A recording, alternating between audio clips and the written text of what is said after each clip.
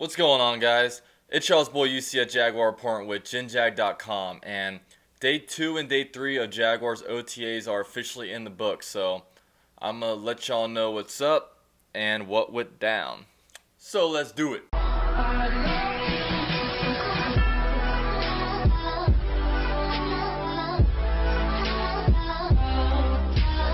So when these players are on the field, they're essentially only playing with helmets and just like shorts on. So there's really not much to take away from the on-field activity, except that... But we still have work to do. We have a long way to go. I mean, there's a lot of work that has to go into it. What's your level of satisfaction with how you've been? I don't like that word. I never have. There's more work to be done. We've got a lot to prove.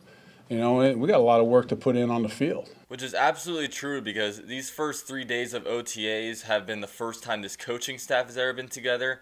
This new free agent class, this draft class, and just the team in general has actually practiced together. So off-season work is more so just installing the playbook, getting a feel for where they're at conditioning, kind of allowing the players to know like where they're at so they can take that into the off-season and get better for training camp. And really, you're not going to learn a lot about these guys until really the full pads come on and they actually start playing real football. Now, some exciting news that broke since my last video is that I discussed how the Jaguars are going to be traveling to Foxborough to do basically do some joint scrimmages and joint practices with the Patriots, but they're actually going to be hosting the Buccaneers this year as well.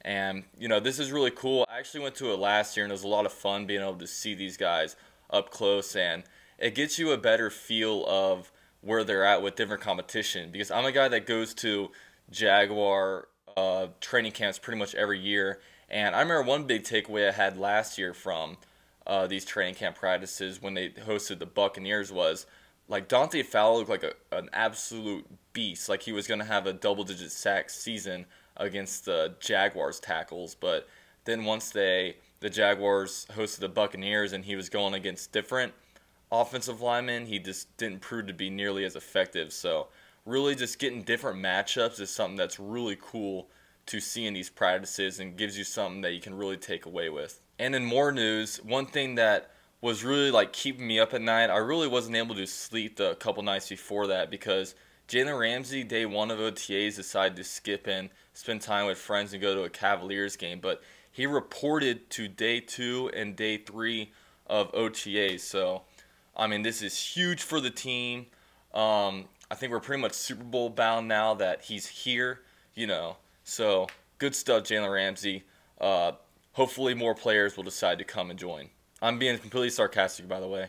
I mean, OTAs are pretty important for like rookies, I think, and players that haven't been around as much. But really, when veterans miss and guys that have been playing for a few years, it's really not too big of a deal. But one interesting takeaway I had from Blake Bortles' press conference a couple days ago is he noted how the coaching staff and the way the culture is Very similar to kind of how, you know, it was at UCF when I played for George O'Leary. And this was kind of to be expected from me, but to let you guys know, basically George O'Leary, when he was at UCF, he was pretty much a dick to everybody.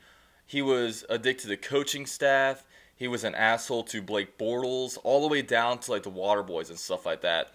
And then what that culture kind of does is it keeps you like on your toes when you're on the field and stuff like that, but it really lets the players kind of fall into almost the comforting hands of the position coaches to where they really like, you know, kind of seek advice from them to kind of help impress the coaches, or to impress like the head coaches and the people up top.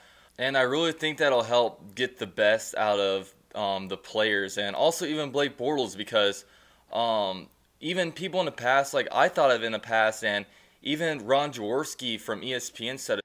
Balance, the inaccurate throws, the ball placement, all those things which lead me to believe that he's not being coached hard enough. And I think this kind of coaching philosophy will be great for the Jaguars, because it's a complete 180 from what Gus Bradley was. We're no longer in an improving mode. We're in a you need to do it now or else you'll be out of here kind of mode. And it's just really what our team needs to really maximize the potential of really what is still a pretty young team. But yeah, man, those are my day 2 and day 3 takeaways. Thank you guys for watching this video. Be sure to follow Generation Jaguar on social media as well as myself on Twitter down in the links below. And you guys have a good weekend. Peace out, Duval. Talked about it a little bit, with Scott and Nate, and they're kind of me here and there.